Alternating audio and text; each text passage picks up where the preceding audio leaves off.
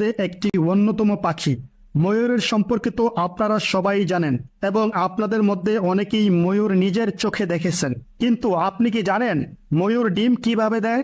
আপনি কি কখনো শুনেছেন পুরুষ ময়ূর কাদার পর চোখ থেকে জল বের হয়ে যায় আর ময়ূরী সেই জল খেয়ে নেয়, তারপর ময়ূরী ডিম দেয়? এই ধরনের অনেক তথ্য আমি এই ভিডিওর মাধ্যমে আপনাদেরকে দিব, যে তথ্য আপনারা কখনো আগে কোনোদিন শুনেননি। সবার প্রথমে আমি আপনাদেরকে ময়ূর আর ময়ূরীর পরিচয় দিব। ময়ূরীর পরিচয় হলো এদের লেজ ছোট হয়। এরা দেখতে ময়ূরের চেয়ে অনেক ছোট হয়। এরা এদের ডানাকে কখনো ছড়ায় না। ময়ূরী কখনো নাচতে পারে না। আর ময়ূরের পরিচয় হলো ময়ূর দেখতে অনেক বড় আকৃতির হয় এবং ওরা নাচতে পারে।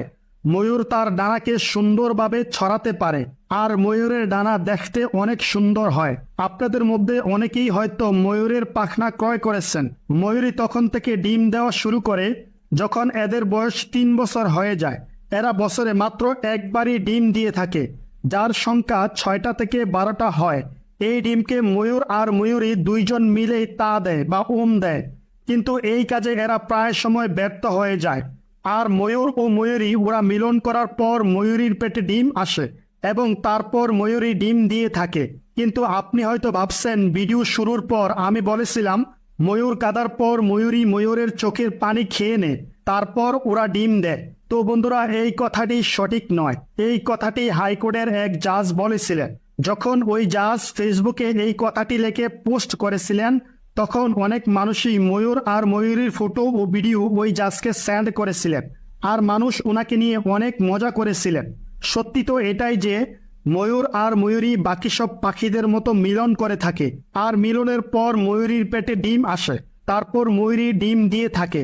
যখন ময়ূরী ডিম গরম করার জন্য ডিমের উপরে এসে বসে, তো ময়ূরী তখন একটা বড় ভুল করে থাকে। এদের ভারী ওজন ছোট ছোট ডিম সহ্য করতে পারে না, যার কারণে বেশিরভাগ ডিম ফেটে যায়। বন্ধুরা, মুরগির ডিম এবং ময়ূরীর ডিম দেখতে একই রকম হয়। এই কারণে যারা ময়ূর পালন করে থাকে তারা ময়ূরীর ডিমকে মুরগির নিচে রেখে দেয় আর মুরগি তা নিজের ডিম মনে করে দিতে শুরু করে এবং বাচ্চা ফুটায়। ময়ূরীর বাচ্চা যখন ডিম থেকে বের হয় মাত্র 2 সপ্তাহের মধ্যে ওরা উঠতে শিখে যায়।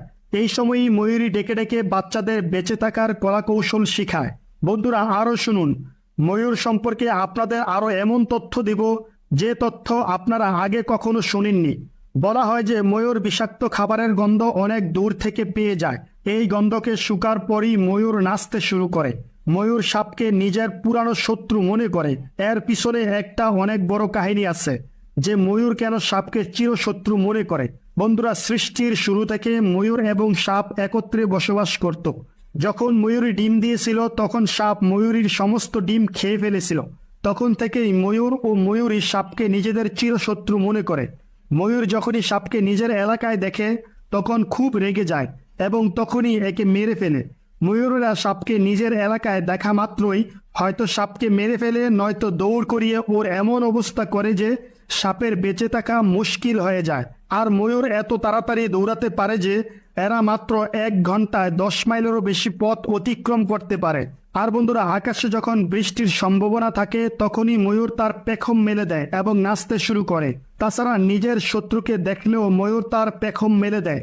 ময়ূর 20 থেকে 25 বছর বাঁচে আর প্রতি বছর প্রজননের পর ময়ূরের সমস্ত পশম এমনিতেই পড়ে যায়। এটা একটা ন্যাচারাল প্রসেস।